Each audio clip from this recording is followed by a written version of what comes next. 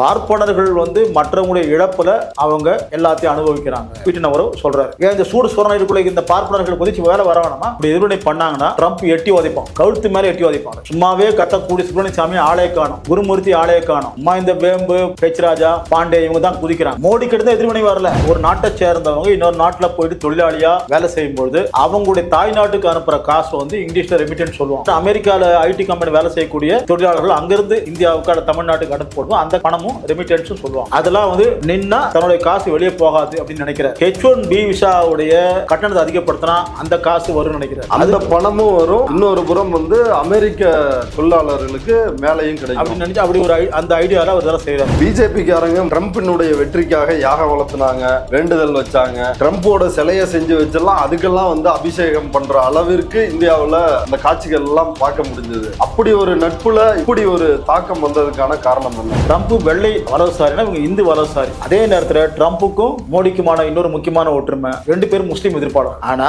இந்திய முதலாளிகள் நலனா அமெரிக்க முதலாளிகள் நலனான்னு வரும்பொழுது மோடி நிற்கிறாரோ இல்லையோ, ட்ரம்ப் அமெரிக்க முதலாளிகள் நலனுக்காகத்தான் அவர் ஆட்சிக்கு வந்தார். ஹவுடி மோடி வந்தே நமஸ்தே அந்த நமஸ்தே இந்த நமஸ்தேலாம் வந்து வேலைக்காக. இந்தியாவில் ஏன் மைக்ரோசாஃப்ட் மாதிரியோ அமேசான் மாதிரியோ அது மாதிரியான ஒரு ஐடி கம்பெனி ஏன் இந்தியாவில் 30 ஆண்டுகளாக ஐடி கம்பெனி வந்தும் கூட ஏன் உருவாக்க முடியல? இவங்க இந்தியா ஒரு சாஃப்ட்வேர் உலகத்துக்கு உற்பத்தி பண்ணி ஏதாவது நிக்குதா? அந்த காலத்திலே நம்மள்ட்ட புஷ்ப விமானம், பிளாஸ்டிக் சர்ஜரி இதெல்லாம் இருந்துச்சுன்னு மோடி சொல்றாரு. சரி, ஏன் அந்த காலம் போச்சு? இப்போ அந்த காலம் திரும்ப வரவழைக்கிறதுக்கு யாருக்கு குறுக்க நின்னாங்க? இப்போ வரவழைக்கலாமா? அந்த புஷ்ப விமானத்தை அதே மாதிரி வந்து உற்பத்தி பண்ணி நம்ம மோடியும் கோயிலும் அதிலே டிராவல் பண்ணலாமா? RSS தான் சுதேசி பொருளாதாரம், மோடி வந்து ஆத்ம நிர்பார் பாரத் அப்படின்னு பாராசிட்டமால் தலைவலி மாத்திரைக்கான மூலப்பொருளை தயாரிப்பதற்கு கூட நம்ம கிட்ட வந்து வக்கு இல்ல. அதை கூட சீனால தான் நிறைய நம்ம இறக்குமதி பண்ணோம். அமெரிக்கால கென்னடி ஜனாதிபதியாக இருக்கும் பொழுது வியட்நாமோட நடத்துற அமெரிக்க போர் வந்து நம்ம பொருளாதாரத்துக்கு பாதிப்பு ஏற்படும் அவர் முரண்படுறாரு. அப்ப அவரை CIA சாகடிக்கிறார். உலகத்தில் அதிகமான பெரிய பணக்கார நாடு, பெரிய ஆதிக்க நாடு அமெரிக்கா. ஆனா பெரிய கடனாளி நாடு அமெரிக்கா. முரண்பாடா இருக்கு. கடனாளி நாடு, பணக்கார நாடு. ரூட்ஸ் பார்வையாளர்களுக்கு வணக்கம். உலக அளவில் இந்தியாவின் மதிப்பை பிரதமர் மோடி உயர்த்தி வருகிறார். அதனாலதான் உலகம் முழுக்க அவர் வந்து டூர் போயிட்டு இருக்கிறார் அப்படின்னு சங்கிகள் தொடர்ச்சியாக பரப்புரை செய்து வந்தார்கள். அது மட்டுமின்றி மோடியினுடைய நெருங்கிய நண்பராக அமெரிக்க அதிபர் ட்ரம்ப் இருக்கிறார். அமெரிக்காக்காரனே நம்ம இந்தியர்களை பார்த்து பயப்படுகிறார்கள் அப்படின்னு சங்கிகள் தொடர்ச்சியாக பிரச்சாரம் செஞ்சுட்டு வராங்க. இப்ப இந்த சூழலில் தான் இந்தியா மீது ஏற்கனவே 50% டாரிஃப் வரி விதிப்பை அமெரிக்க அதிபர் ட்ரம்ப் அறிவித்தார். அதனுடைய தொடர்ச்சியாக தற்பொழுது அமெரிக்காவில் பணியாற்றுவதற்கான H1B விசா 1,75,000 ரூபாய் ஏற்கனவே அந்த விசாவுக்கான கட்டணமாக இருந்தது. தற்பொழுது 88 லட்சமாக உயர்த்தப்பட்டு இருக்கிறது. இது குறித்து தான் நம்ம இந்த வீடியோவில் பேச இருக்கிறோம். நம்மிடையே உரையாடுவதற்காக பொதுமையர் பரப்புரை மன்றத்தை சார்ந்த தோழர் பாஸ்கர் அவர்கள் இணைந்துள்ளார். வாருங்கள், அவரோடு பேசலாம். தோழர் வணக்கம். இந்த H1B விசா கட்டணம் அப்படின்றது 1,75,000 ரூபாயிலிருந்து 88 லட்சமாக ஒரு இமாலய அளவுல வந்து இந்த கட்டணம் வந்து உயர்த்தப்பட்டிருக்கிறது. அதிரடியாக அமெரிக்க அரசு வந்து அறிவிச்சிருக்கிறாங்க. இந்த H1B விசானா என்ன? இந்த அறிவிப்புக்கு பின்னணியில் இருக்கின்ற காரணம் என்ன? H1B விசாங்கிறது ஒரு குறிப்பிட்ட கால வரம்புக்கு உட்பட்டு வெளிநாடுகளிலிருந்து அமெரிக்காவுக்கு பல துறைகளில், குறிப்பாக தகவல் தொழில்நுட்பத்துறை, அப்புறம் மருத்துவத்துறை, அறிவியல் சார்ந்த துறைகளில் உயர்திறன் ஹை ஸ்கில்டு தன்மையில் இருக்கக்கூடிய ஐடி எம்ப்ளாயிஸை, மெடிக்கல் ஃபீல்டு, சயின்ஸ் ஃபீல்டு இருக்கக்கூடியவங்க அமெரிக்காவில் போயிட்டு வேலை செய்வதற்கு கிடைக்கக்கூடிய ஒரு விசா. இது அதிகமாக இந்தியாவை சேர்ந்தவங்க இதில் விசா வாங்கி போய் வேலை செய்கிறாங்க. ஓகே. மற்ற நாடுகளை சேர்ந்தவங்களும் குறிப்பாக பிலிப்பைன்ஸு, கனடா, அயர்லாந்து, கனடா, அதுக்கப்புறம் முக்கியமானது சீனா, இவங்கெல்லாம் கூட அதில் போகிறாங்க. ஓகே. ஒரு செய்தி தரவின்படி 10 லட்சம் பேர் அமெரிக்காவில் இந்த H1B விசாவில் மூலமா வந்து பணியாற்றிக்கிட்டு இருக்கிறாங்க. அதுல 7,30,000 பேர் இந்தியர்கள் அப்படின்ற ஒரு செய்தியை பார்க்க முடியுது. இப்ப பெரும்பான்மையானவர்கள் இதுல இந்தியர்களா இருக்கிறாங்க. அதுல எந்த பிரிவை சார்ந்தவர்கள் இவங்க எல்லாம்? அதிகமாக தகவல் தொழில்நுட்பத்துறை பிரிவை சேர்ந்தவர்கள் தான். ஓகே. இதுல தகவல் தொழில்நுட்பத்துறையில் பணியாற்றுபவர்கள் எந்த பிரிவை சார்ந்தவர்கள்? இதுல இந்த H1Bல அதிக அளவு வெளிநாடு போறவங்க யாரு? அதிகமாக நமது இந்திய சமூக அமைப்பு எப்படி இருக்குதோ, யார் அதிகமாக உயர் தொழில்நுட்பத்துறையில வந்து பணியாற்றக்கூடிய பின்னணி சேர்ந்தவங்க இருப்பாங்களோ அதிகமாக பார்ப்பனர்கள், அப்புறம் ஏனைய மேல்சாதிகள். அதனாலதான் இந்த பிரச்சனையை வந்து இந்திய அரசாங்கத்துக்கு ஆத்திரமூட்டி இந்திய அரசு இங்கே ஒரு சலசலப்பு ஏற்படுத்துறதுக்காகத்தான் அமெரிக்க உயரதிகாரி பீட்டர் நவரோ என்பவர் பார்ப்பனர்கள் வந்து மற்றவங்களுடைய இழப்புல அவங்க எல்லாத்தையும் அனுபவிக்கிறாங்க. ஓகே, இந்த ரஷ்யாட்ட இருந்து ஆயில் கொள்முதல் அந்த பிரச்சனையில வந்து அவர் இப்படி பேசுறாரு. ஓகே, அது ஒட்டுமொத்தமாக கூட அதை புரிஞ்சுக்கலாம். அந்த வகையில பார்ப்பனர்கள் தான் எல்லாத்தையும் அனுபவிக்கிறாங்க அப்படின்னு வந்து மற்றவங்க கிட்ட வந்து ஒரு முரண்பாட்டை, ஏற்கனவே இருக்கக்கூடிய முரண்பாட்டை மேலே தூண்டி விடுவதற்காக அது உள்ள சலசலப்பு ஏற்பட்டா இந்தியா கொஞ்சம் தன் வசப்படுமா, கொஞ்சம் குறைச்சிக்குமா அப்படிங்கிறதுக்காக பீட்டர் நவரோவ் சொல்றாரு.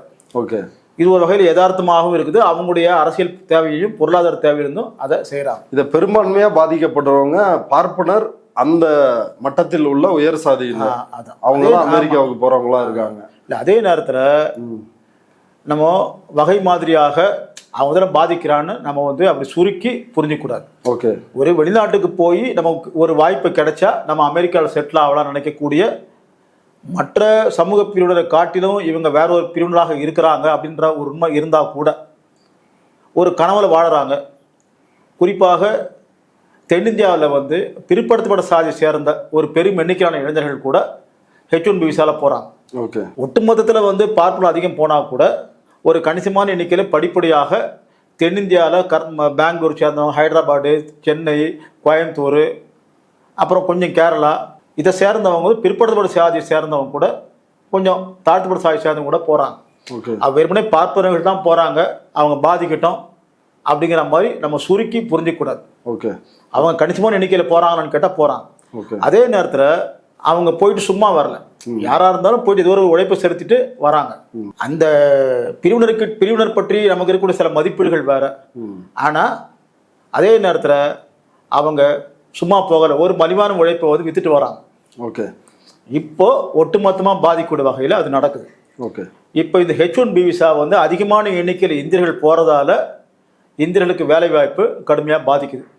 ஆனா சீனாவும் இந்தியர்களுக்கு அடுத்தபடியா போறாங்க. ஆனா இந்தியாவுக்கு ஏற்படுகின்ற பாதிப்பு சீனாவுக்கு இல்லை. ஏன் இல்லை அப்படின்னா, சீனாவிலேருந்து போகக்கூடியவங்க ஹை ஸ்கில்டு ஜாப்ஸா, ஹை ஸ்கில்டு ப்ரொஃபஷன்ஸாக போகிறாங்க. ஓகே, இந்த வித்தியாசம் கவனத்தில் எடுத்துக்கணும். இந்தியாவில இருந்து போறவங்களும் அப்படிதானே? சீனா அளவுக்கு கிடையாது. ஓகே, சீனாவை ஒப்பிட்டு எண்ணிக்கை வேணா இந்தியாவிலேருந்து அதிகமாக இருக்கலாம். ஆனால் nature of the professionals, nature of the job அப்படி பார்க்கும்பொழுது அவங்க ஹை ஸ்கில்டு ஜாப்ல போகிறாங்க. ஓகே, திருப்பி அனுப்புனா கூட அவங்க திருப்பி அனுப்ப மாட்டாங்க அமெரிக்கா. ஓகே, நஷ்டம் அவங்களுக்கு.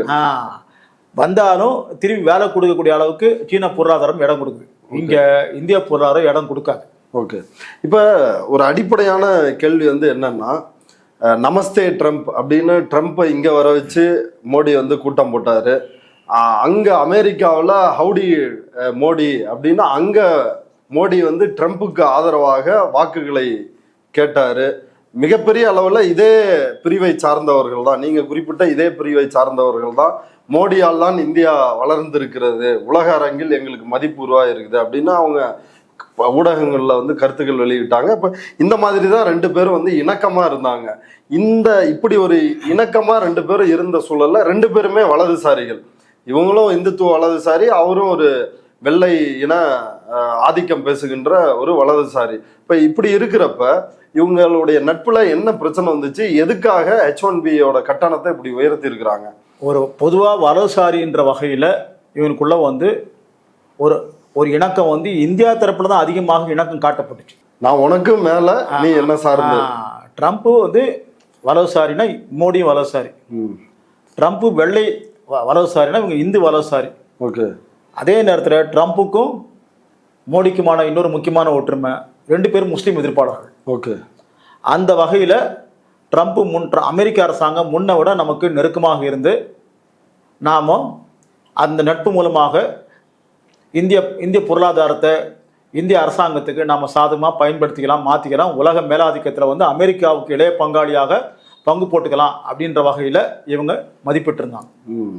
ஆனால் என்ன இருந்தாலும் வேற வேற முதலாளிகள் வேற வேற வயிறு தான். அப்போது அதுதான் உண்மைன்றது பட்டவர்த்தனமாக வந்துடுச்சு.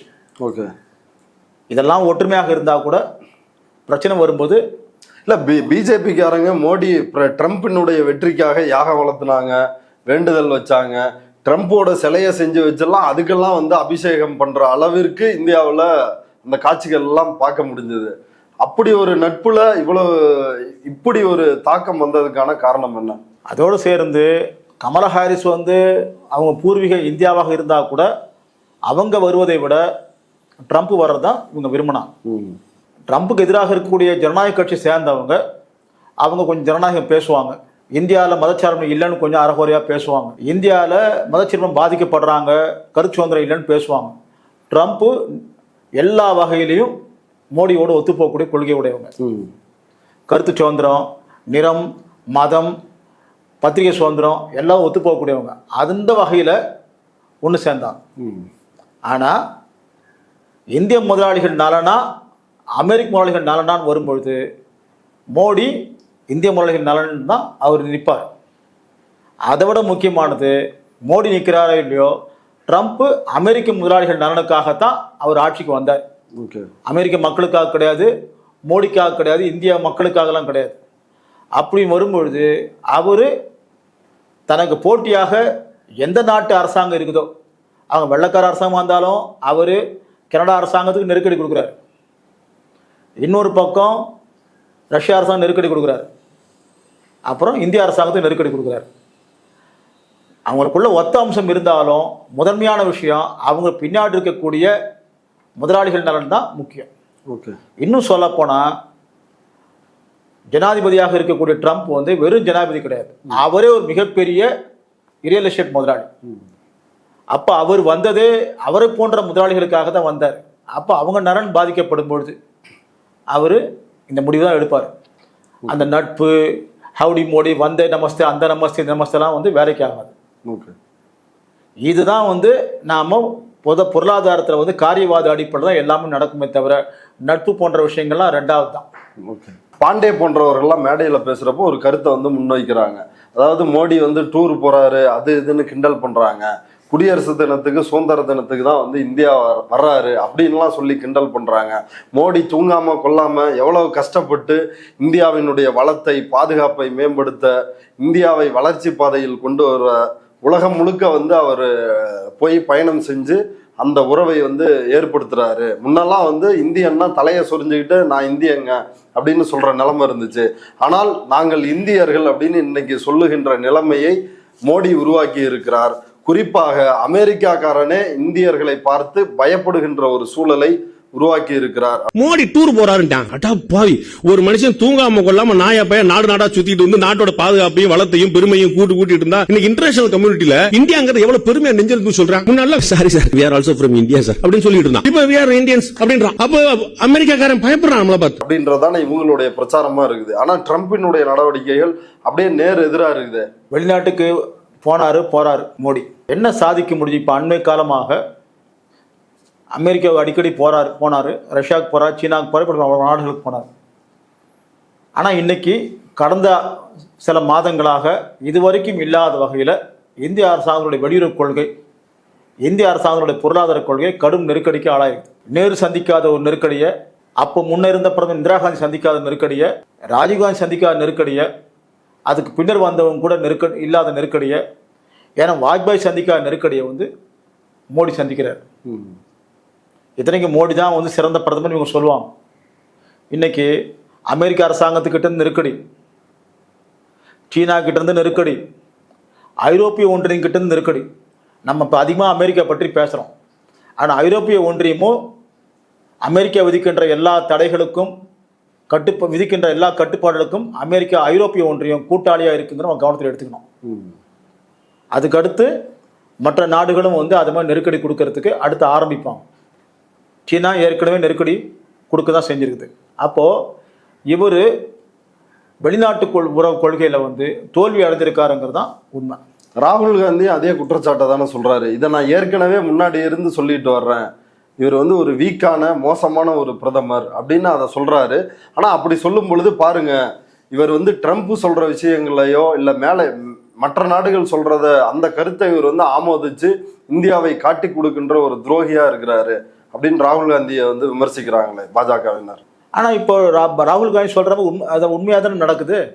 இப்போ ட்ரம்ப் கடந்த சில மாதங்களாக திரும்பி திரும்பி திரும்பி திரும்பி வந்து மோடிக்கு அதிர்ச்சி கொடுக்குறார். ஒவ்வொரு வாரத்துக்கும் ஒரு அதிர்ச்சி. இந்த வாரம் H1B விசா, முந்தைய வாரம் ரஷ்யா கிட்ட என்ன வாங்குற விஷயத்தில் ஒரு நெருக்கடி, ஒரு கட்டுப்பாடு போடுறாரு. அதுக்கு முன்னாடி ஒட்டுமொத்தமாக இந்திய பொருளை இறக்குமதி பண்ணுறதுல வந்து பெனால்டி டேரிஃப் வந்து 20% கூடுதலாக போட்டார். அதுக்கு முன்னாடி 25%, ஃபர்ஸ்ட் 25%, அப்புறம் பெனால்டி டேரிஃப்னு ஒரு அடிஷனல் 25%, அப்புறமா ரஷ்யா கிட்ட எண்ணெய் வாங்கக்கூடாதுன்னு ஒரு கட்டுப்பாடு. அடுத்து இப்போ H1B விசா.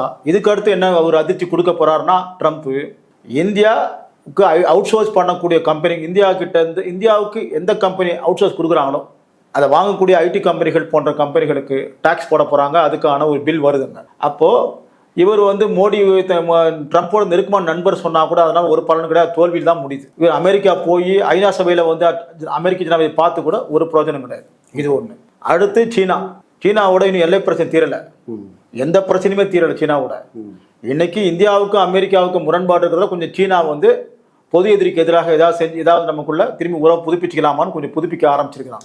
போனாரு, போய் சீன அதிபரை பார்த்தாரு, சில ஒப்பந்தங்கள்லாம் கையெழுத்தானுச்சு. அது வந்து அதுல ஜெய்சங்கர் வந்து கலந்துக்கல, அவருக்கு உடம்பு சரியில்லை அப்படின்னு ஒரு காரணமும் சொல்லப்பட்டுச்சு. இல்ல அப்படி இருக்கலாம்.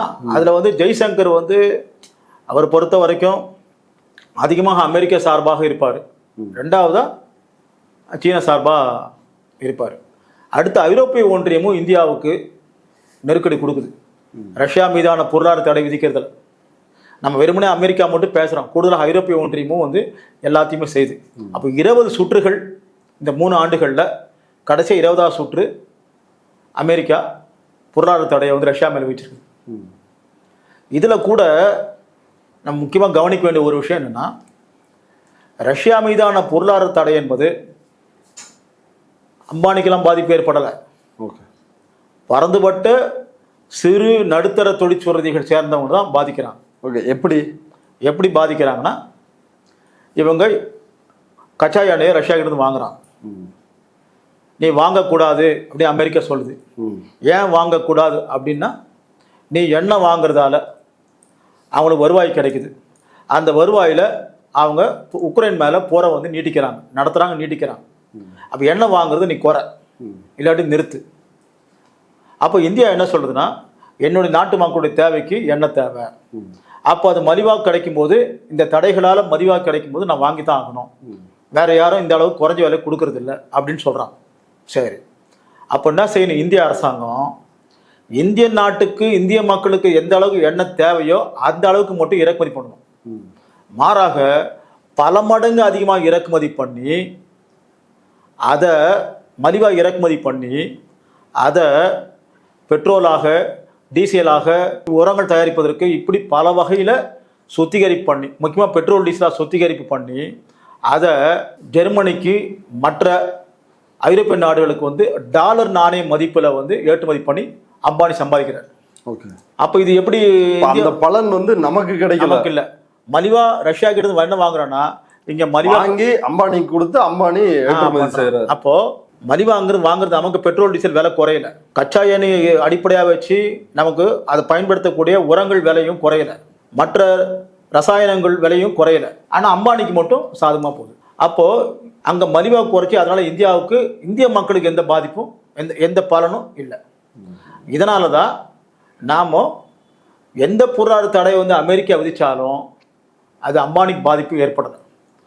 ரஷ்யா கிட்ட நீ வாங்காதுன்னு சொல்லும்பொழுது அது யாருக்கு சாதகமா இருக்குன்னா அம்பானிக்கு சாதகமா இருக்கு. அப்ப அம்பானி அததான் குறிப்பிட்டு அமெரிக்க உயர் அதிகாரி நவ்ரோ வந்து சொல்றாரு, இதனால பலன் அடைகிறவங்க வந்து பார்ப்பனர்கள் தான். அம்பானி பார்ப்பனர் கிடையாது. ஆனா இந்த நிர்வாகத்தை வந்து ஒட்டுமொத்தமா வழி நடத்துறது, தலைமை தாங்கிறது இந்திய ஆட்சியாளர்களுடைய கொள்கையாக இருக்கக்கூடிய இந்துத்துவாவுடைய பிதாமகர்களே பார்ப்பனர்களாக இருப்பதால் அந்த கருத்தை அவர் சொல்லி ஒரு சலசலப்பை இந்தியாவில் ஏற்படுத்த முடியுமா அரசியல் தளத்துல அப்படின்னு அவர் செய்கிறார். அந்த அளவில் வந்து அவர் நோக்கம் வேற ஒன்றாக இருந்தாலும் அந்த அளவில் அதுக்கே உரிய அளவில் ஒரு உண்மை உண்டு. இப்போ இந்த H1B விசா கட்டணமாக இருந்தாலும், அந்த கட்டண உயர்வாக இருந்தாலும் சரி, இப்போ நீங்கள் ஏற்கனவே சொன்ன வரி விதிப்பு, இந்திய பொருட்கள் வந்து அமெரிக்காவுக்கு ஏற்றுமதி செய்வதற்கான 50% அந்த வரி விதிப்பா இருந்தாலும் சரி, இப்போ இதுக்கெல்லாம் என்ன அடிப்படை காரணம்? ஏன்னா பலரும் சொல்றது என்னன்னா, இப்போ பெஹல்காம் அந்த பிரச்சனை, அதை ஒட்டி இந்தியா பாகிஸ்தான் இடையே நான் தான் மத்தியஸ்தம் பண்ணி வச்சேன் அப்படின்னு 50 முறைக்கு மேல ட்ரம்ப் வந்து சொன்னாரு. அதை இந்தியா ஒத்துக்கல, அதுதான் ட்ரம்ப்பை வந்து கோவப்படுத்திருச்சு அப்படின்ற ஒரு காரணத்தை வந்து சொல்றாங்க. அதுதான் காரணமா? என்ன காரணம்? அதுக்கும் இதுக்கும் எந்த சம்மந்தமும் கிடையாது. ஓகே. அவரை பொறுத்த வரைக்கும் உலகத்தில் யார் சண்டை போட நான் தான் தீர்த்து வைக்கிறேன் அப்படிங்கிற வகையில் அவர் ஒரு நாட்டாமைத்தன்மை கிளைம் பண்ணிக்கிறார். அதை தாண்டி வேற ஒன்றும் கிடையாது. அப்போ இதை ஏன் செய்யுதுன்னா, அமெரிக்க பொருளாதாரம் முன்பை விட கடுமையான நெருக்கடியில் இருக்குது. அப்போ அதனால தன்னுடைய நாட்டுக்குள்ள மற்ற நாடுகளுடைய பொருள் வந்து இறக்குமதி ஆச்சுன்னா அது தன்னுடைய நாட்டு பொருளாதாரத்துக்கு பாதிப்பு ஏற்படுன்னு வரி விதிக்கிறார். அது இந்தியாவுக்கு மட்டும் இல்லை, இந்தியா பக்கத்து நாடாக ரொம்ப நெருக்கமாக நாடாக இருக்கக்கூடிய கனடா நாட்டுக்கும் அதே மாதிரி வரி விதிக்கிறார். இந்தியா, சீனா, மெக்சிகோ, அர்ஜென்டினா எல்லாத்துக்கும் வரி விதிக்கிறார். அதனால் இந்தியாவுக்கு மட்டும் செய்யலை. அப்போ கனடாவுக்கு பகல்காமுக்கு என்ன சம்பந்தம்? சம்பந்தம் கிடையாது. பகல்காமுக்கும் சீனாவுக்கு விதிக்கும் அதுக்கு சம்பந்தம் கிடையாது. சீனா எதிர்கொள்ள தயாராக இருக்கும்போது கொஞ்சம் அவர் குறைச்சிக்கிறார் ட்ரம்ப். இந்தியாவுக்கு அவர் குறைக்க தயாரா இல்லை. உலகத்தையே வந்து ஆட்டி படைக்கிற ஒரு வல்லரசா அமெரிக்கா வந்து இருக்குது. அவங்களுக்கு என்ன நெருக்கடி? ராணுவ பொருளாதாரத்தை மையமாக கொண்டு தான் அமெரிக்க பொருளாதாரம் வந்து கடந்த 40 ஆண்டுகளாக கட்டியமைக்கப்பட்டிருக்கு. ராணுவ பொருளாதாரம்னா அது சமூகத்துக்கு மக்களுக்கு தேவையான பொருளை உற்பத்தி செய்வதில் கவனம் செலுத்துவதை விட உலக மேலாதிக்கத்துக்காக அமெரிக்க பொருளாதாரம் எப்படி மாற்றி அமைக்கப்பட்டிருக்குன்னா கடந்த 40-50 ஆண்டுகளாக ராணுவ பலத்தை வச்சு உலக நாடுகளை பயமுறுத்துது. அப்போ உலக நாடுகளை பயமுறுத்தணும்னா அதுக்கு ராணுவ தளங்களை வந்து அது அமைக்குது. இப்படி 150-200 நாடுகள்ல ராணுவ தளம் அமெரிக்கா அமைச்சிருக்குது. ராணுவ தளம் அதெல்லாம் வந்து அதுக்கு செலவு பண்ணணும். அப்புறமா உனக்கு பாதுகாப்பு வேணும்னா நீயும் அந்த ராணுவ கூட்டம் இணையணும்னு வந்து ஐரோப்பிய நாடுகளை வந்து கட்டாயப்படுத்தி நேட்டோவில் சேர்த்து வச்சிருக்கு. அப்போ அவங்களும் அதுக்கு கொஞ்சம் பணமும் கொடுக்குறாங்க, அதுக்கு செலவும் பண்றாங்க. அப்போ இது தவிர ரஷ்யாவுடைய போட்டியை எதிர்கொள்ள ஆயுத விற்பனை, சீனாவுடைய போட்டி எதிர்கொள்வதற்கு 60களில் 70களில் ஆரம்பிச்சு ஆயுத உற்பத்தி தான் அதிகமானது. அப்போ அமெரிக்க அரசாங்கத்தையும் அமெரிக்க பொருளாதாரத்தையும் ஒட்டுமொத்தமாக மற்ற ஏகபோக முதலாளிகளை விட இராணுவ தளவாட ஏகபோக முதலாளிகள் உற்பத்தி செய்கின்ற ஏகபோக முதலாளிகள் தான் அமெரிக்க அரசாங்கத்தையும் பொருளாதாரத்தையும் வெளியுறவு கொள்கையும் தீர்மானிக்கிறாங்க. ஓகே. அப்போ இதுக்கு வரலாற்று பின்னாடி பார்த்தோம்னா இந்த இராணுவமயமாக்கல் நம் பொருளாதாரத்துக்கு பாதிப்பு ஏற்படுமேன்னு சொல்லி 1965 அமெரிக்காவில் கென்னடி ஜனாதிபதியாக இருக்கும் பொழுது வியட்நாமோட நடத்துற அமெரிக்க போர் வந்து நம்ம பொருளாதாரத்துக்கு பாதிப்பு ஏற்படும் ஒரு முரண்படுறாரு. அப்ப அவரை CIA சாகடிக்கிறான். இது சினிமா கூட ஹாலிவுட் சினிமா வந்திருக்குது. இப்போ அண்மையில் வந்திருக்கக்கூடிய டாக்குமெண்ட்ஸ் டீக்ளாசிஃபை பண்ண டாக்குமெண்ட்ஸ் வந்து அது அப்படிதான் அப்படின்றத காட்டுது. அந்த சினிமாவில் நடந்துச்சு அப்படியே காட்டுது. நடந்தது அடிப்படையாக வச்சு சினிமா எடுத்தாங்க. சினிமா நடந்தது பற்றி அப்படி இருக்குமா இப்படி இருக்குமா இருந்த கேள்வியை திட்டவட்டமா ஆதாரங்கள் மூலமாக அது உண்மைன்னு ஆயிடுச்சு. அடுத்து ஆரம்ப 70களில் அப்ப இருந்த அமெரிக்க ஜனாதிபதி நிக்சன் அவரும் வந்து பொருளாதாரம் எப்படி ராணுவமயமாக்கணும்னா வெறும் கிடையாது, அணு ஆயுத ராணுவமயமாக்கும். அது இன்னும் பல லட்சம் கோடி வந்து செலவு பிடிக்கக்கூடிய ஒரு பிரச்சனை. அதுக்கு அவர் முரண்படுறாரு. இன்னொன்னு, ரஷ்யாவோட இருக்கிற போட்டி சமாளிக்கிறதுக்கு கஷ்டப்படுறதால ஒரு ஒப்பந்தம் போட்டுக்கலாம், இந்த எண்ணிக்கைக்கு மேலே நீங்களும் உற்பத்தி பண்ண வேண்டாம், நாங்களும் பண்ண மாட்டோம்னு ஒரு ஒப்பந்தம் போடுறாங்க. அந்த ஒப்பந்தத்தின் பெயர் தான் START, strategic arms reduction treaty 1, 2, 3 இது வரைக்கும் இருந்து. அதுக்கப்புறம் ரஷ்யா உடஞ்சிச்சு. அப்போ நிக்சன் அதே மாதிரி முரண்படுறாரு. அப்போ நிக்சன் மேல ஒரு ஊழல் குற்றச்சாட்டை கொண்டு வந்து அவர் பதவி விலக வைக்கிறாங்க. அதுக்கு பிறகு வேற ஜனாதிபதி வராங்க. ரீகன் 80களில் வராரு. தீவிரமான அணு ஆயுத பரவலாக்கல் வந்து அவர் செய்கிறார். இப்படி சாதாரண ராணுவ மயமாக்கல் கிடையாது, அணு ஆயுத ராணுவ மயமாக்கலாக உலக பொருளாதாரத்தை குறிப்பா அமெரிக்க போல மாற்றி அமைச்சருடைய விளைவாக அமெரிக்க பொருளாதாரம் கடும் நெருக்கடிக்கு ஆளாயிருக்கு. ரஷ்யா சோவியத் ஒன்றியத்தினுடைய வீழ்ச்சிக்கு முக்கிய பங்கு இந்த அணு ஆயுத ராணுவ மயமாக்கல். இன்னைக்கும் அணு ஆயுதங்கள் அதிகமாக இருக்கக்கூடிய 2 நாடுகள் எதுன்னா, ஒன்னு அமெரிக்கா, இன்னொன்னு ரஷ்யா. இப்படி இருக்கும் பொழுது அவங்க எப்படி பொருளாதாரத்தை வந்து சமாளிக்க முடியாது. ரொம்ப நெருக்கடியில் வந்து 2 நாடுகளும் இருக்குது. ராணுவமயமாக்கல் இந்த அளவுக்கு பண்ணாம இருக்கிற சீனாவுக்கு இந்த நெருக்கடி. அதனால திரும்ப சீனா வந்து வேற துறைகளில் கவனம் செலுத்தி அது உலக பொருளாதாரத்தை செல்வாக்கு செலுத்துது. ஆனா இவங்க வந்து ஆயுதங்கள், இந்த தளவாடங்கள், இதுலதான் அணு ஆயுதங்கள் இதுலதான் அதிக கவனம் செலுத்துறாங்க. ஆனா சீனா அப்படி இல்ல ஒப்பீட்டாளோ நம்ம சொல்றோம். அதனால எல்லா துறைகள்லயும் அவங்க கவனம் செலுத்துறாங்க. அதுதான் இந்த நெருக்கடி. அமெரிக்க பொருளாதார நெருக்கடிக்கான காரணம் வந்து முதன்மையா நம்ம அதை புரிஞ்சுக்கணும். அதுல இருந்து வெளியே வரணும்னா தன்னுடைய மேலாதிக்கத்தை வந்து அது இழக்க தயாரா இருக்கணும். அப்படி எப்படி சில முயற்சிகளை வந்து ஜனாதிபதி எடுத்தாலும் நிக்சன் கதி அல்லது கெனடி கதி ஏற்படலாம், அல்லது யாருக்கு ட்ரம்புக்கு ஏற்படலாம், அல்லது வேற சில முதலாளிகள் ராணுவ தளவாடம் அல்லாத முதலாளிகள் அப்படி முயற்சி எடுத்தாங்கன்னா இந்த முதலாளிகள் வந்து அந்த முதலாளிகளுக்கு எதிராக அணி சேருவாங்க. அப்புறம் சிஐஏ கிட்ட இருக்கக்கூடிய அதிகார வர்க்கம் ராணுவ தளவாட முதலாளிகள் மட்டும் இல்ல, பெரிய பெரிய வணிகர்கள், பெரிய பெரிய இடைத்தரகர்கள், இவங்க கையில தான் வந்து அமெரிக்கா இருக்குது. அப்போ அந்த முரண்பாடும் ட்ரம்ப் மேல செலுத்தும் பொழுது ட்ரம்ப் எந்த அளவுக்கு தாக்கு பிடிக்கிறாரு நம்ம கவனிக்கணும். ஒண்ணு அவங்க ஜெயிக்கிறாங்க, ராணுவ தளவாட முதலாளிகள் மேலும் ஜெயிக்கிறாங்களா, இல்ல இவங்க ஜெயிக்கிறான்னு பார்க்கணும். இப்படி ஒரு கையில் இருக்கிற போட்டி மாதிரி தான் அமெரிக்க பொருளாதாரம் இன்னைக்கு இருக்குது. அப்போ ட்ரம்ப் இந்த வகையில சமாளிக்க முடியலான்னு டாரிஃப் என்று அழைக்கப்படக்கூடிய காப்பு வரி விதிக்கிறாரு.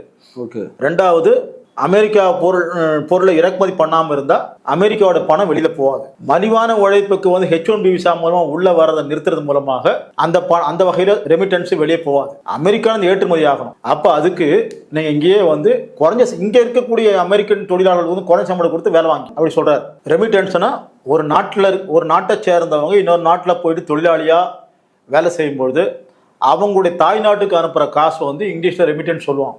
இப்போ தமிழ்நாட்டிலிருந்து துபாய்க்கு நிறைய போகிறாங்க, சவுதி அரேபியாவுக்கு போகிறாங்க, அவங்க அங்கேருந்து இங்கே அனுப்புகிற காசுக்கு இங்கிலீஷில் ரெமிட்டன்ஸ் சொல்லுவாங்க. அதே மாதிரி அமெரிக்காவில் ஐடி கம்பெனி வேலை செய்யக்கூடிய தொழிலாளர்கள் அங்கேருந்து இந்தியாவுக்கு தமிழ்நாட்டுக்கு அனுப்பப்படுவோம், அந்த பணமும் ரெமிட்டன்ஸும் சொல்லுவாங்க. அதெல்லாம் வந்து நின்னா தன்னுடைய காசு வெளியே போகாது அப்படின்னு நினைக்கிறார். H1B விசாவுடைய கட்டணத்தை அதிகப்படுத்தினா அந்த காசு வரும்னு நினைக்கிறார். அந்த பணமும் வரும், இன்னொரு புறம் வந்து அமெரிக்க தொழிலாளர்களுக்கு மேலையும் கிடைக்கும் அப்படின்னு நினைச்சு அப்படி ஒரு அந்த ஐடியாவில் அவர் இதெல்லாம் செய்கிறார். அடுத்ததாக நம்ம இந்தியர்கள் அல்லது உலகம் முழுக்க இருக்கக்கூடிய பல மூன்றாம் உலக நாடுகள் இருக்கக்கூடிய மேட்டுக்குடிகள் அமெரிக்கால கிரீன் கார்டு வாங்குவதற்கு ஆசைப்பட்டு வாங்குறாங்க.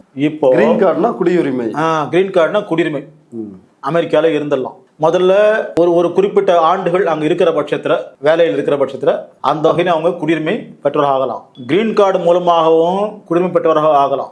அமெரிக்கா போய் குழந்தை பெற்றுக்கிட்டாலும் குடியுரிமை கிடைச்சிடும். ஓகே, திருமணம் மூலமா. ஆமா. அப்ப அதுக்காக இருக்கிற மனம்தான் இல்ல ஒரு குழந்தை அமெரிக்கால பிறந்தா அந்த குழந்தையுடைய பெற்றோருக்கு குடியுரிமை கிடைச்சிடும்.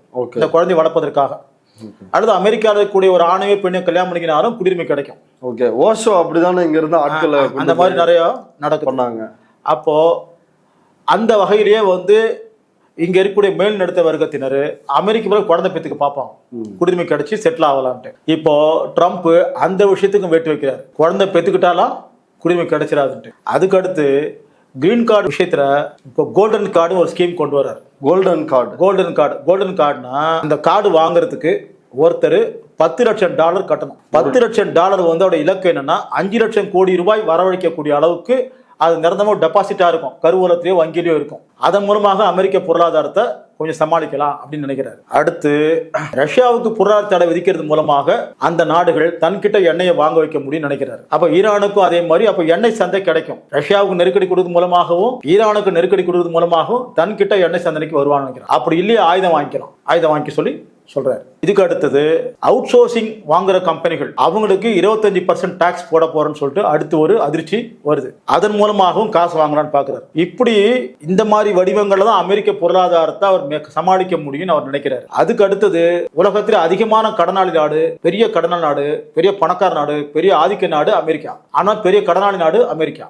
முரண்பாடா இருக்கு. கடனாளி நாடு, பணக்கார நாடு அப்படின்னு இது ரெண்டுமே முரண்பாடா இருக்கு. கடனாளி நாடுனா அது எதுக்கு கடன் வாங்குதுன்னா மக்களுக்காக வாங்குற நிறைய ஆயுதங்களை வந்து கிரெடிட்ல கொடுத்து அப்புறமா அதனுடைய பொருளாதாரம் வந்து மக்களுக்கு சார்ந்து ராணுவமயமாக்கல் இருக்கிறதால வெறுமனே வந்து டாலரை வந்து அச்சடிச்சு வந்து பற்றாக்குறை சமாளிக்க முடியுமான்னு பாக்குது. அப்ப அதுக்கு கடன் தான் வாங்குறான். அந்த கடனை அடைக்க முடியாம பலூன் மாதிரி பெருசாகி இப்ப அந்த கடன்களை இந்த கிரிப்டோ கரன்சி நம்ம பார்ப்போம், பிட்காயின் பார்ப்போம். அந்த பிட்காயினுடைய அடுத்த வடிவமாக இருக்கக்கூடிய ஸ்டேபிள் காயினா மாத்தி அமெரிக்க கடனை சமாளிக்க முடியலாமான்னு அவர் யோசிக்கிறார். இதன் மூலமாக அமெரிக்க கருவூலத்துல பத்திரங்களை வாங்கி வட்டி மூலமாக வருமானம் வாங்கி கொள்ளக்கூடிய இந்தியா, சவுதி அரேபியா, சீனா இவங்களை வந்து லாக் பண்ணலான்னு பாக்குறாரு. அமெரிக்க கருவூல பத்திரங்கள் யார் அதிகம் வாங்கி வச்சிருக்காங்கன்னா சீனா, சவுதி அரேபியா, இந்தியா இவங்கலாம் முக்கியமா வாங்கி வைக்கிறாங்க. இவங்க அந்த கருவூல பத்திரங்களை வந்து வாபஸ் வாங்கிட்டாங்கன்னா அமெரிக்க பொருளாதாரம் திவாலாயிடும். என்னைக்கு வேணா இந்த முரண்பாடு அதிகமா இருக்கும் போது என்னைக்கு வேணா வாபஸ் வாங்கலாம். அப்ப வாபஸ் வாங்காமல் இருப்பதற்கு லாக் பண்றதுக்கு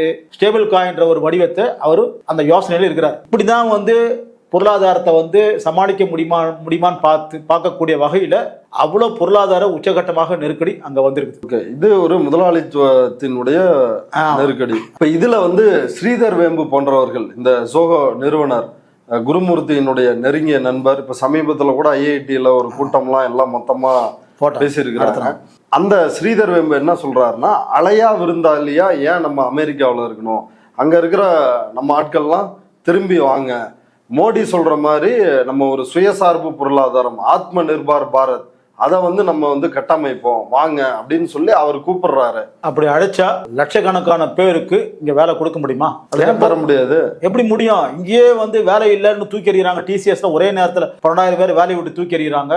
அந்த துறையே மொத்தம் 50 லட்சம் தொழிலாளர்கள் தான். அந்த 50 லட்சத்துல வந்து சர்வசாதாரணமா ஐடில, ஆனா சர்வசாதாரணமா வந்து ஒரே நாள்ல வந்து 12,000 பேர் வேலையை விட்டு தூக்குறாங்க. டிசிஎஸ், அப்புறம் இன்ஃபோசிஸ், இப்படி எல்லாரும் தூக்கும் பொழுது அங்க வேலை செய்யவங்க வந்து எப்படி இங்க வேலை கொடுக்க முடியாது. அந்த வேலை இங்க செய்வதற்கு அதுக்கான சந்தையும் தேவை. ரெண்டாவது, அவங்கலாம் ஹைலி ஸ்கில்டு லேபர், இங்க இருந்து H1B விசாவுக்கு போறவங்க அப்படின்னு சொல்றாங்க. அமெரிக்க பொருளாதாரத்துக்கு தேவையான ஒரு ஸ்கில்டு ஜாபா அது இருக்கும். இங்க அந்த ஸ்கில்டு ஜாபுக்கான மார்க்கெட் இருக்குதா, அந்த பொருளாதாரத்துக்கான சந்தை இருக்கான்னு கேட்டா இல்ல. அவங்க திரும்பி வந்தாலும் கஷ்டம்தான். இது தவிர ஏற்கனவே ஐடி துறையில வந்து உலக அளவில் போட்டி போடுறதுக்கோ, இந்தியாலேயே கூட வந்து போட்டி போடுறதுக்கோ ஆர்டிபிஷியல் இன்டெலிஜென்ஸ் எல்லாம் வந்து அடுத்த கட்டமா வளருது, ஆட்டோமேஷன் வளருது, ரோபோட்டிக்ஸ் அடிப்படையாக வச்சு தொழிற்சாலைகள்ல இயங்க ஆரம்பிக்குது. அப்படி இருக்கும் பொழுது இந்தியாவுக்குள்ளேயே வேலை இல்லாத நாட்டை வந்து தொழில்துறையிலையும் விவசாயத்துறையிலையும் ஐடி துறையிலும் இருக்கும் பொழுது அங்கிருந்து வரவங்களுக்கு எப்படி வேலை வாய்ப்பு கொடுக்க முடியும்? நிச்சயமாக முடியாது. அப்போ சும்மா அவர் கம்பு சுத்துறாரு தான் நம்ம சொல்ல முடியாது வேம்பு. இது வேம்பு நேஷனல் செக்யூரிட்டி அட்வைசரி கவுன்சில் மெம்பரா இருக்கிறார். ஒன்றிய அரசாங்கத்தினுடைய தேசிய பாதுகாப்பு ஆலோசனை கூட இருக்கிறார். ஆனா மோடி பேசாத ஒரு கருத்து அவர் பேசுறாரு. அவங்க இந்திய அரசாங்கம் தெரியாதா, இல்ல ஜெய்சங்கர் தெரியாதா? இப்ப அவசரமா வந்து ஒன்றிய அமைச்சர் கோயல் வந்து இந்த H1B விசாவுக்காக ஓடி போயிருக்காரு அமெரிக்காவுக்கு. ஆமா, ஜெய்சங்கர் ஐநாவில் ஒரு விவகாரமா போயிருக்கிறார். ஸ்டேட் செக்ரட்டரியை சந்திக்கிறாரு. ஜோஹோ சொல்லக்கூடிய அந்த தீர்வு ஏன் அவங்களுக்கு தெரியாதா? திருப்பி எங்க வந்து அவங்க இங்க வேலை கொடுக்கறது இல்ல, சும்மா வந்து வேலையில்லா நிவாரணத்துக்கு பணம் கொடுத்துட முடியுமா? முடியாது. அப்போ இவரு இலவசமாக வந்து ஏதோ ஒரு வகையில் பிரச்சனை திசை திருப்பணும். இந்த பிரச்சனைக்கான காரணம் அமெரிக்க பொருளாதார நெருக்கடி என்பது அப்பாற்பட்டு இந்திய அரசாங்கம் காலங்காலமாக கடைபிடித்து வருகின்ற பொருளாதார கொள்கை இதுக்கு காரணம். இந்திய அரசாங்கம் இந்த நாட்டு மக்களை முதன்மையாக சார்ந்து, இவங்களுடைய வாங்கும் சக்தியை சார்ந்து, இவங்களுடைய வாழ்வாதாரத்தை சார்ந்து, இவங்களுடைய தேவையை சார்ந்து இங்க பொருளாதாரத்தை கட்டி அமைக்கல. RSS தான் சுதேசி பொருளாதாரம் அப்படின்னு, மோடி வந்து ஆத்ம நிர்பார் பாரத் அப்படின்னு சொல்லுவாங்க. நம்மளால தலைவலி பாராசிட்டமால் தலைவலி மாத்திரைக்கான மூலப்பொருளை தயாரிப்பதற்கு கூட நம்ம கிட்ட வந்து வக்கு இல்லை. அதை கூட சீனால தான் நிறைய நம்ம இறக்குமதி பண்றோம். சாதாரண பொம்மை சீனா வந்து இங்க சப்ளை பண்ணி மார்க்கெட்டை காலி பண்ணுது. நமக்கு பொம்மை தயாரிப்பதற்கு கூட வந்து மலிவா தயாரிப்பதற்கு கூட நமக்கு வந்து வக்கு கிடையாது, டெக்னாலஜி இல்ல. இப்போ சாஃப்ட்வேர் ஐடி கம்பெனி கூட எடுத்துப்போமே, எல்லாமே சாஃப்ட்வேர் சர்வீஸ் செக்டர், ப்ராடக்ட் செக்டரே கிடையாது. ஏன் வந்து ஒரு மைக்ரோசாஃப்ட் மாதிரி சர்வீஸ் செக்டர், ப்ராடக்ட் செக்டர் என்ன வித்தியாசம்? அதாவது ஏற்கனவே யாரோ ஒரு சாஃப்ட்வேர் தயாரிச்சு வச்சிருப்பாங்க. அந்த சாஃப்ட்வேரை வச்சு இன்னொரு கம்பெனிக்கு, உதாரணமா ஒரு கம்பெனிக்கு வந்து வரவு செலவு கணக்கு தயாரிக்கணும். அதுக்காக ஒரு சாஃப்ட்வேர், அந்த சாஃப்ட்வேர் அடிப்படையாக வச்சு வரவு செலவுக்கான கணக்கை வந்து அவங்க தயாரிச்சு கொடுப்பாங்க. அது மாதிரி டேலின்னு ஒரு சாஃப்ட்வேர் இருக்குது. அந்த சாஃப்ட்வேர் தயாரிக்கிறது ஒண்ணு, டேலியை அடிப்படையாக வச்சு ஒரு கம்பெனிக்கு சர்வீஸ் பண்றது வேற. இதுதான் இவங்க பண்றாங்க. அப்போ சர்வீஸ் தான் பண்றாங்க. டேலி மாதிரியான ஒரு சாஃப்ட்வேர் உற்பத்தி பண்ண இந்தியால ஏன் மைக்ரோசாஃப்ட் மாதிரியோ அல்லது அமேசான் மாதிரியோ இப்படி பல உலக அளவுக்கு ஐடி கம்பெனிஸ் நிறைய இருக்கு. அது மாதிரியான ஒரு ஐடி கம்பெனி ஏன் இந்தியால 30 ஆண்டுகளாக ஐடி கம்பெனி வந்தும் கூட ஏன் உருவாக்க முடியல? சீனா கிட்ட அப்படி இருக்கு. இந்தியாவினுடைய அறிவாளிகள் தேவை அப்படின்னா அமெரிக்காவில் இவ்வளவு பேர் வந்து போய் இருக்கிறாங்க. ஆனா நீங்க அறிவாளிகள், அந்த அறிவாளிகள் வந்து குறைஞ்ச மலிவான உழைப்புக்கு சேவை செய்யக்கூடிய அறிவாளிகள் தான். யாரு? இப்ப இந்த H1Bல இருக்கிறவங்களும். ஆமா ஆமா ஆமா, அமெரிக்காவுக்கு போனவங்க. உலகத்திலேயே வந்து இன்னும் அமெரிக்கா கிட்ட ஏற்கனவே ஹை ஸ்கில்டு ஜாப், சில தொழில்நுட்ப துறைகள் அமெரிக்கா முன்னேறி இருக்குது. அந்த இடத்த வந்து இன்னும் இத்தனை H1B விசா ஹோல்டர்ஸ் போனாலும் வேலை செஞ்சாலும் அந்த முன்னேற்றத்தை இவங்களை அடைய முடியல. ஏன்னா இவங்க பெரும்பாலும் வந்து ஈயடிச்சாங்க காப்பி அடிக்கிறவங்க தான். எப்படி வந்து மனப்பாட கல்வியில வந்து பார்த்து அப்படி மனப்பாடம் பண்ணியே வந்து அறிவு சுயமா கத்துக்காம, அறிவு அடிச்சு கவனம் செலுத்தாம, காப்பி அடி வெறும் மந்திரம் மாதிரி சொல்லுன்ட்டு இவங்க கல்வி முறையும் வாழ்க்கை முறையை வச்சிருக்காங்களோ அதே தான் சாஃப்ட்வேர் துறையில கூட. இவங்க இந்தியா ஒரு சாஃப்ட்வேர் உலகத்துக்கு உற்பத்தி பண்ணி ஏதாவது நிக்குதா? இப்ப சைனா டீப் சீக் நிக்குது. இது மாதிரி சில கம்பெனி, அமெரிக்க கம்பெனி நிக்குது. அந்த மாதிரி அந்த காலத்திலே நம்மள்ட்ட புஷ்ப விமானம், பிளாஸ்டிக் சர்ஜரி இதெல்லாம் இருந்துச்சுன்னு மோடி சொல்றாரு. சரி, ஏன் அந்த காலம் போச்சு? இந்த காலம் இருந்ததுல ஏன் அந்த காலம் காணாம போச்சு? சரி, இப்போ அந்த காலம் திரும்ப வரவழைக்கிறதுக்கு யார் குறுக்க நின்னாங்க? இப்போ வரவழைக்கலாமா? அந்த புஷ்ப விமானத்தை அதே மாதிரி வந்து உற்பத்தி பண்ணி நம்ம மோடியும் கோயிலும் அதிலேயே டிராவல் பண்ணலாமா? அப்போ இந்த பாசிஸ்டுகளை பொறுத்த வரைக்கும் இல்லாத பழைய பொற்காலத்தை வந்து காட்டி இவங்க தேசிய வரி ஊட்டி இந்த ஆட்சி மீது அதிருப்தியை வந்து திசை திருப்புவாங்க. அந்த காலத்துல நாங்க அப்படி இருந்தோம், வாழ்ந்து கேட்ட பண்ணையார்த்தனம் வந்து இதுல வெளிப்படும். நாங்க அப்படி இருந்தோம், இப்படி இருந்தோம், இன்னைக்கு எல்லாம் இப்படி ஆயிடுச்சு, இன்னைக்கு இப்படி மாறி போச்சு, இப்படி சொல்லிக்கிட்டு சுய திருப்தி பண்ணிக்கிட்டு மக்களை வந்து ஏய்க்கலாமே தவிர சுயமாக அதாவது தலைவலி மாத்திரை தயாரிப்பதற்கு கூட வந்து இவனு வக்குடாது. கேட்டா உலகத்திலே 5 பெரிய மருந்து கம்பெனிகள் நம்ம கிட்ட இருக்குது. விஸ்வகுருவே நாங்க தான்றாங்க. ஆமா, இப்போ ஓனா டெக்னாலஜி இல்லையா? Active pharma ingredient API. ஏன் அதை வந்து நம்ம சீனா கிட்ட இறக்குமதி பண்ணணும்? சீனா கொடுக்காம போயிடுச்சுன்னா அவ்வளவுதான். இவனுடைய ஆயுர்வேதத்துல வளர்க்கலையே, அப்படி சித்த மருத்துவத்துல உதவ வளர்க்கலையே. ஏன் யோகா வளர்த்து வந்து பேராசிட்டமாலும் வேணாம், யோகாவே போதும், தலைவலிக்கு யோகா போதும், வயிற்றுவலி யோகா போதும், பிளட் பிரஷருக்கு யோகா போதும் செய்ய வேண்டியதானே? ஏன் செய்யல? நீங்க வந்து நிறுத்தினா முடியாது. ஒண்ணு இங்க இருக்க மக்கள் நிறைய பேர் இறப்பாங்க, இன்னொன்னு இங்க இருக்கக்கூடிய பெரிய இந்திய மருந்து கம்பெனிகளே வந்து எட்டி உதைப்பாங்க. அப்போ இவங்க ஒரு பக்கம் வந்து தங்களுடைய தேசிய வெறிய இந்துத்துவ அரசியலை ஊட்டுவதற்கு யோகாங்கிற விஷயத்தை பயன்படுத்துறாங்க, புஷ்பவிமானம் ஓட்டணும்னு சொல்றாங்க, அனுமான் பறந்தாருன்னு. சரி, இப்போ யார் உங்களை வந்து அனுமானம் திரும்பி கொண்டு வாங்க, திரும்பி புஷ்பவிமானம் தயாரிங்க, யார் வேண்டாங்கிறது? இவங்களால செயற்கை கோளை கூட வந்து ரஷ்யாவை சார்ந்தோ வேற வெளிநாடுகளை சார்ந்தோ முடியாது, அணுமின் நிலையங்கள் முடியாது, இன்னமும் ரஷ்யாவை சார்ந்து நிற்கிறாங்க. இந்தியாவில் இருக்கக்கூடிய இந்திய ராணுவத்துக்கு பயன்படுத்தக்கூடிய ஆயுதங்கள் 50 விழுக்காடுக்கு மேற்பட்டு ரஷ்யாவில இருந்து இறக்குமதி பண்றாங்க. பல ஆண்டுகளாக 65 விழுக்காடு இருந்து இப்ப 50 விழுக்காடா குறைஞ்சிருக்கு. சுயமாக இவங்களுக்கு ராணுவத்துக்கு கூட தளவாடங்கள் தயாரிப்பதற்கு உற்பத்தி பண்ணுவதற்கு வக்கு இல்லாதவங்க அணு ஆயுதங்களா ரஷ்யா கிட்ட அமெரிக்கா கிட்ட கடன் வாங்கிக்கிறாங்க. இப்படி எல்லாமே வந்து கடன் வாங்குறவங்க தான், சொந்தமா எதுவும் கிடையாது. ஆர்டிபிஷியல் இன்டெலிஜென்ஸா அதுக்கு அறிவு கடன் வாங்கிக்கிறாங்க. IIT IIM இதெல்லாம் தான் மிகச்சிறந்த அறிவாளிகள் உருவாகிறாங்கன்னு சொல்றாங்கல்ல, அந்த அறிவாளிகளால கூட முடியல. சாதாரண இப்போ எல்லா வாழ்க்கைக்கு செல்போன் யூசர், செல்போன் கூட உற்பத்தி பண்ண முடியாம இதுல வந்து சீன கம்பெனிகள் ஆதிக்கம் பண்ணுது. இந்தியாவுடைய செல்போன் சந்தையில தென்கொரியா ஆதிக்கம் பண்ணுது. அது கூட உதிரி பாகங்கள்ல கூட இந்தியாவுக்கு ஒன்றும் பெருசாக இந்திய கம்பெனி தயாரிக்குன்னு சொல்லக்கூடிய சில கம்பெனிகள் அவங்க கூட சீனால உற்பத்தி பண்ணி அசம்பிள் பண்ணி போட்டுக்கிறாங்க. ஏன் விவோ மாதிரி ஒன்று வரல, ரியல்மி மாதிரி ஏன் இங்க வர முடியல, சாம்சங் மாதிரி ஏன் கண்டுபிடிக்க முடியல? அதுக்கு சிப்பு தயாரிக்கிறதுக்கும் இன்னும் அறிவு தேவை. ஒட்டுமொத்த செட்டு சீனால இருந்து வருது, சாம்சங் கிட்ட இருந்து வருது. அதாவது இந்திய பொருளாதாரம் வந்து குறிப்பாக சீனா பொருளாதாரம் மாதிரியோ அல்லது அமெரிக்கா வேற ஐரோப்பிய பொருளாதாரம் மாதிரியோ ஒரு சுயமாக கட்டியமைக்காத ஒரு பொருளாதாரமாக இருக்குது. அது மூலதனத்தின் அடிப்படையிலும் சரி, தொழில்நுட்ப அடிப்படையிலும் சரி, சந்தை அடிப்படையிலும் சரி, இவங்க சுயமாக கட்டியமைக்கல. கொள்கையே இதுதான். அப்படிதான் வந்து 47க்கு முன்னாடி சரி, 47க்கு பின்னாடி சரி, இந்த இலைகளுக்கு உட்பட்டு ஏதோ கொஞ்சம் வளர்ந்த மாதிரி ஒரு தோற்றம் இருக்குது, குறிப்பிட்ட அளவு வளர்ந்துருக்கிறாங்க. ஆனா அது ஒரு சுயசார்பு பொருளாதார தன்மையில இங்க கட்டியமைக்காதால, ஆராய்ச்சிக்கு நிறைய நிதி ஒதுக்காதால, அறிவு சார்ந்த விஷயங்களுக்கு நிறைய நிதி ஒதுக்காதால இவங்க எல்லாத்தையும் கடன் வாங்குற மாதிரி வெளியிருந்து மூலதனத்தையும் வெளியிருந்து தொழில்நுட்பத்தையும் சந்தையும் வந்து அவங்க கூட கூட்டு சேர்ந்து அமைச்சுக்கிறதால இவங்க இன்னைக்கும் கூட ஒரு தலைவலி மாத்திரை கூட சுயமா தயாரிக்க முடிய அளவுக்கு இருக்குது. அப்போ இது 47க்கு முன்னாடி இருந்தா மாதிரி 47க்கு பின்னாடி இந்த பிரச்சனை வந்தது. அப்ப அமெரிக்கா கிட்ட வந்து நேரு கேட்கும்பொழுது நீங்க சாதாரண தொழில்துறையில மட்டும் கவனம் செலுத்துங்க, மற்ற நாங்க பாத்துக்கிறோம் அப்படின்னு சொன்னாங்க.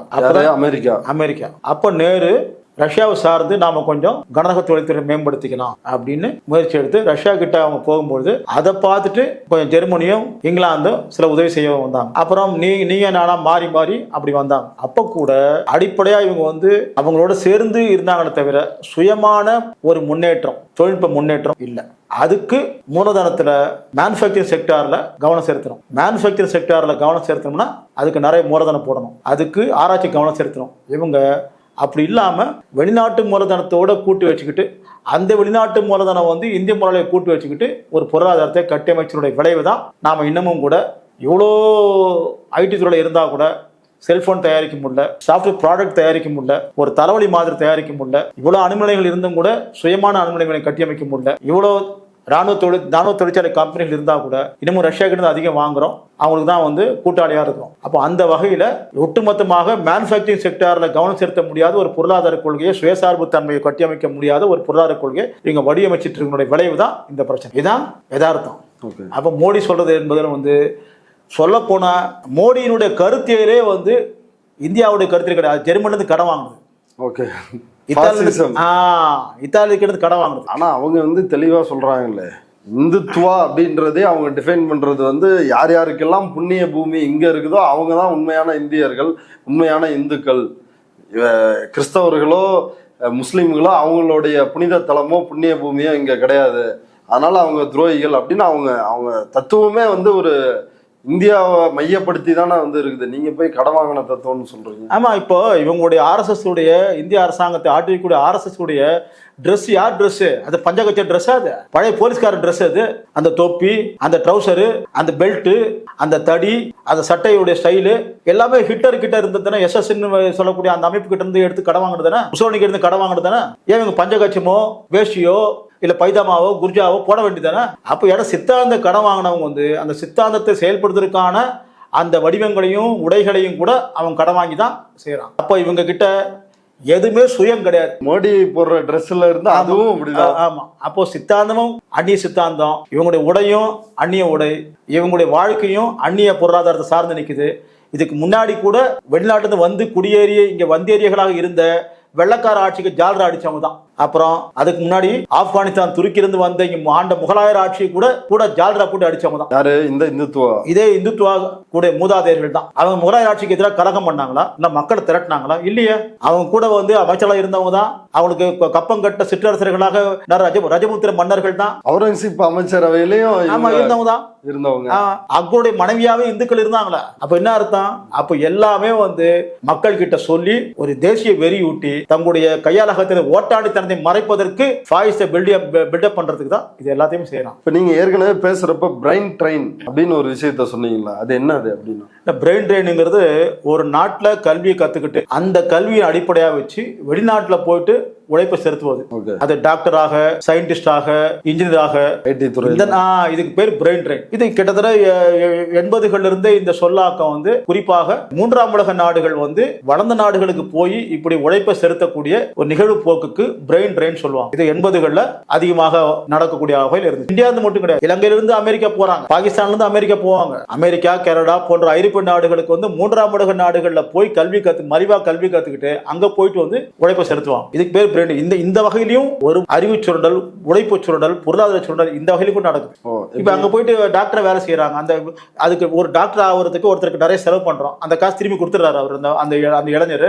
ஓகே, இப்ப இந்தியாவுல இலவசமா படிக்கிறாங்க. ஆமா, இப்போ இந்த H1B விசா லட்சக்கணக்கான வேலை செய்யறாங்க. சாஃப்ட்வேர் ப்ரொஃபஷனல் ஆவதற்கு ஒவ்வொருத்தருக்கும் எவ்வளவு காசு வந்து இந்திய சமூகம் கொடுக்குது, அந்த காசை திருப்பி கொடுத்துறாங்களா? இல்லையா? சரி, அப்ப இந்த பிரச்சனைக்கு என்னதான் தீர்வு? இந்த ஜோகோ ஓனர் ஸ்ரீதர் வேம்பு சொல்ற தீர்வா? இல்ல, தீர்வு வந்து கேக்குறதுனால அந்த 5 வருஷத்துக்கு அவர் சோறு போடுவாரா? பொறுமையா இருங்க, அழையா இருந்தாலும் இருக்கக்கூடாது, 5 வருஷம் கஷ்டப்படுங்க, அப்புறமா இந்தியா வல்லரசு ஆயிடும். இந்த 5 வருஷம் ராஜாவும் அதை வந்து வழிமொழியறாரு. இவரை விட சிறந்த உதாரணம் யாரும் இருக்க முடியாது. இவர் சொல்றதை கேளுங்கன்றாரு. யாரு? H ராஜா. ஸ்ரீதர் வேம்பு சொல்றதை கேளுங்கன்ற. கரெக்ட். ஆனா இவங்களுக்கு இந்த 5 வருஷத்துக்கு வந்து இவங்க யார் சோறு போடுவாங்க?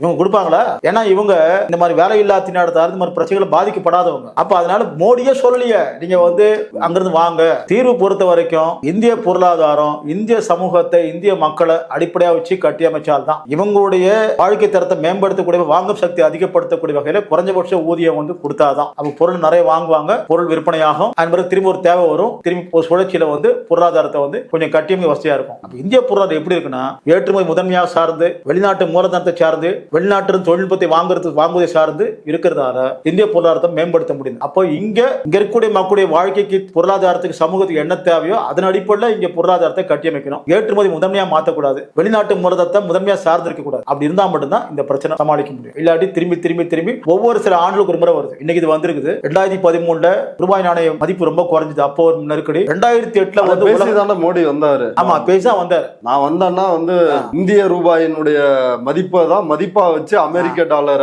என்னாச்சு? 88 ரூபாய் இந்தியாவுடைய டாலர். ஒரு டாலர் இஸ் ஈக்குவல் டு 88 ரூபாய். 1980 வந்து ஒரு டாலர் வந்து 8 ரூபாய். இன்னைக்கு 88 ரூபாய் அதிகரிச்சு. அப்ப கடந்த 10 ஆண்டுகள்ல பிரதமராக இருந்த மோடி இதுக்கு பொறுப்பெடுத்தாகணும். மோடி வந்த பிறகு கிட்டத்தட்ட 25 ரூபாய்க்கு மேல அதிகரிச்சிருக்கு. அப்போ இதுக்கு வந்து காரணம் இந்த நாட்டு மக்களுடைய தேவையிலிருந்து இந்த பொருளாதாரத்தை கட்டியமைக்கணும். ஏற்று முதன்மையை சார்ந்து கூட அந்நிய மூலதனம் சார்ந்து செய்யக்கூடாது. செஞ்சா மட்டும்தான் இந்த நெருக்கடி நம்ம தப்பிக்க முடியும். இல்லாட்டி திரும்பி திரும்பி திரும்பி இதே மாதிரி நெருக்கடி வந்துகிட்டே இருக்கும். அந்த சுமையில நாம தான் சுமக்கிறோம். ஒன்னு H ராஜாவோ இல்ல ஜோகோ வேம்புவோ பாண்டேவோ குருமூர்த்தி அவங்களும் சுமக்கிறது இல்ல. அவங்க சும்மா இலவசமா வந்து தூக்கி போடுற மாதிரி தீர்வுகளை சொல்லிட்டு அடுத்த வரைக்கும் போயிடுவாங்க. எல்லாத்தையும் சுமக்கிறது அடித்தட்டு மக்கள் தான். இந்த விவகாரத்தை பொறுத்த வரைக்கும் அந்த டாரிஃப் 50% ஏற்றுமதிக்கான அந்த வரி விதிப்பு, அமெரிக்கா அதிபர் போட்ட அந்த வரி விதிப்பு விதிப்பாக இருந்தாலும் சரி, 50 தடவை வந்து நான் தான் பிரச்சனையை முடிச்சு வச்சேன், இந்தியா பாகிஸ்தான் பஞ்சாயத்தை முடிச்சு வச்சேன் அப்படின்னு சொன்னதாக இருந்தாலும் சரி, இப்போ வந்து H1B விசா இந்த கடுமையான கட்டண உயர்வு 88 லட்சம் ரூபாய் இவ்வளவு நடந்த பிறகும் மோடி நேரடியாவே ரியாக்ட் பண்ணல, எதுக்குமே ரியாக்ட் பண்ணல. அப்புறம் இதுல இந்த பிரிவினர், அமெரிக்காவில் இருக்கிற இந்த பார்ப்பன உயர் சாதி இந்த பிரிவினர் அவங்களும் வந்து இதுக்கு பெரிய அளவுல ரியாக்ட் பண்ணாம அமைதியா இருக்கிறாங்களே. இப்படி எதிர்வினை பண்ணாங்கன்னா ட்ரம்ப் எட்டி உதைப்பான், கழுத்து மேல எட்டி உதைப்பாங்க. ஏற்கனவே அவங்க அமைதியா இருக்கிறதாலே ட்ரம்ப் ஆத்திரமடைய கூடாதுன்னு தான் சும்மாவே கத்தக்கூடிய சுப்பிரமணிய சாமி ஆளே காணும், குருமூர்த்தி ஆளே காணும், சும்மா இந்த வேம்பு ஹெச் ராஜா பாண்டே இவங்க தான் குதிக்கிறாங்க. ஏன் ட்ரம்ப்புக்கு செய்யக்கூடிய இந்த விஷயங்களுக்கு எதிராக குருமூர்த்தி கிட்ட ஏன் எதிர்வினை வரல? மோடி கிட்ட எதிர்வினை வரல, குருமூர்த்தி எங்க வரப்போகுது? அது மட்டும் இல்லாம சுப்பிரமணிய சாமி கிட்ட ஒண்ணும் காணுமே. நேரடியா பீட்டர் அவரை வந்து பார்ப்பனர்கள் இந்திய மக்களுடைய இழப்புல வந்து அவங்க லாபம் சம்பாதிக்கிறாங்க, வாழ்க்கை அனுபவிக்கிறான்னு அவர் சொல்லிட்டாரு. ஏன் இந்த சூடு சோரணைக்குள்ள இந்த பார்ப்பனர்கள் குதிச்சு வேலை வர வேணாமா? நீ எப்படி பேசலாம்? உனக்கு தப்பு இது. இந்திய அரசாங்கம் தூதர உறவுகளை வாபஸ் வாங்கிக்கணும், இந்திய அரசாங்கம் அமெரிக்க பொருளாதார உறவு துண்டிச்சுக்கணும். ஏன் சுப்பிரமணிய சாமி வாயிலிருந்து எதுவுமே வரலையே? சொன்னா ட்ரம்ப் எட்டி உதைப்பாரு. அந்த உதைப்பை தாங்க முடியாது. அதனால இருக்கிறத காப்பாத்திக்கிறதுக்கு அமைதியா இருந்துகிட்டு சும்மா வாய்ச்சோடால் மாதிரி இவங்களை வந்து பேச விட்டுட்டு ட்ரம்ப் என்ன வேணா பேசிட்டு போட்டோம், நாம வேற மாதிரி ஜெய்சங்கர் மூலமா பாத்துக்கலாம், கோயில் மூலம் பாத்துக்கலாம், எல்லாம் சுயசார்பா இருங்கன்னு சொல்லி இலவசமா மோடி சொல்றாரு. இப்ப 2026 அதாவது இந்த செப்டம்பர் 21 ஒரு 2 நாளைக்கு முன்னாடி, இந்த 21க்கு பிறகு அப்ளை பண்றவங்களுக்கு தான் இந்த 88 லட்சம் ரூபாய் H1B விசாவுக்கான கட்டண உயர்வு. ஏற்கனவே இருக்கிறவங்களுக்கு எந்த பிரச்சனையும் இல்லை அப்படின்ற ஒரு அறிவிப்பையும் அமெரிக்க அரசு வெளியிட்டு இருக்குது. அதனுடைய காரணம் என்ன, பின்னணி? ஏற்கனவே இருந்தவங்களை வந்து திடீர்னு வந்து அவங்களுக்கு கட்டணத்தை வந்து உயர்த்த முடியாது, அது சிரமற்ற தன்மை உருவாக்கும். புதுசா வர்றவங்களுக்கு வந்து விதிக்கிறது எளிதான விஷயம். அது மட்டும் இல்லாம இப்ப 88 லட்சம் ரூபான்னு வச்சுங்களேன், ஒரு 50,000 1 லட்சம் பேரை வந்து அது மாதிரி கட்ட சொல்லுங்களேன், அது ஒரு தொகை வருது இல்ல, அந்த தொகையை டெபாசிட் பயன்படுத்த முடியும்ல. இப்படிதான் ட்ரம்ப் யோசிக்கிறார். இது தவிர கட்ட முடியாதவங்க விட்டுடுங்க, இங்க இருக்கிற அந்த வேலை வாய்ப்பை இங்க வாங்கிக்கோங்க, கட்டினா பரவாயில்ல, கட்ட முடியாம போங்க. இப்படிதான் அவரு கட்டுவாங்க. அந்த அளவுக்கு இவங்க கிட்ட கொஞ்சம் ஒரு தேவை இருக்குது. இதெல்லாம் மதிப்பிட்டு அவர் செய்யறாரு. நாங்க கட்ட மாட்டோம், உங்க ஆர்டர் எங்களுக்கு வேணாம், உங்க அவுட் சோர்சிங் எங்களுக்கு வேண்டான்னு இங்க இருக்க ஐடி கம்பெனி சொல்ல வேண்டியதானே? சொல்லிட்டா தீர்ந்திருக்கும். இவங்க வந்து ஐயோ முடியாது அப்படிதான் சொல்றாங்க தவிர அப்ப கூட உஷா வரணும் தானே, இருக்கிறவங்களுக்கு பிரச்சனை கிடையாது அப்படின்னு வந்து அவங்க தங்களுக்கு தாங்களே திருப்தி அடைஞ்சிடறாங்க. அவசரமா வந்து H1B விசா பிரச்சனை வந்த பிறகு அங்கிருந்து தசராக்கு வந்தவங்க, ஒலு பொம்மை வைக்கிறதுக்கு வந்தவங்க, தீபாவளிக்காக இதை வந்தவங்க, H1B விசா பிரச்சனை வந்த பிறகு அப்புறம் கல்யாணத்துக்கு பொண்ணு பார்க்க வந்தவங்க, அவங்க யாரும் அங்க பொண்ணு தேட மாட்டாங்க, வெள்ளக்கார பொண்ணையோ கருப்பு பொண்ணையோ கல்யாணம் பண்ண மாட்டாங்க, வேற மாதிரி தான் இவங்க இருப்பாங்க. அப்ப இங்க வந்து மேட்ரிமோனி விளம்பரத்தெல்லாம் பார்த்து இங்க வந்து வந்தா கடைசியில் கல்யாணம் வேணாம் எது வேணாம், முதல்ல அமெரிக்கா வாழ்க்கையை காப்பாத்தி ஓடி போனான். பிளைட் டிக்கெட் கிடைக்கல. அப்புறம் ஜெய்சங்கர் பல மட்டங்களை முயற்சி எடுத்து இல்ல புதுசா மனு தாக்கல் புதிய மனு தாக்கல் மட்டும்தான் இந்த பிரச்சனை, ஏற்கனவே இருக்கிறவங்களுக்கு பிரச்சனை இல்லைன்னு சொன்ன பிறகு அப்பாடம் மூச்சு விட்டான். இருந்தாலும் என்னைக்கு வேணா என்ன வேணா நடக்கலாம் அப்படின்னு அவங்க நினைப்பாங்க. ஆனா இப்ப அவங்களுக்கு இப்ப மோடி மேல அந்த பிரிவினர் இருக்கிறாங்கல்ல, அந்த H1B விசா அந்த பிரிவினருக்கு மோடி மேல இன்னும் அதிருப்தி உருவான மாதிரி தெரியல. இல்ல உருவாயிருச்சா? உருவாகல. ஏன் உருவாகலன்னா அவங்களால் கொண்டு வரப்பட்ட நபரு, அவங்களால் கொண்டு வரப்பட்ட ஆட்சி. இப்போ இவங்களுக்கு வந்து என்னதான் காய் சங்கராய் தப்பு பண்ணாலும் இவங்க தப்புன்னு சொல்லுவாங்களா? அப்படிதான். ஓகே தோழர், இவ்வளவு நேரம் நம்முடைய பார்வையாளர்களுக்காக விரிவா இந்த விவகாரம் குறித்து பேசியிருக்கிறோம். இதுல அடுத்த கட்டமா அப்டேட் வரப்போ நம்ம தொடர்ச்சியா பேசுவோம். நேரம் ஒதுக்கி உங்களுடைய கருத்துக்களை பகிர்ந்துட்டதுக்கு மிக்க நன்றி தோழர்.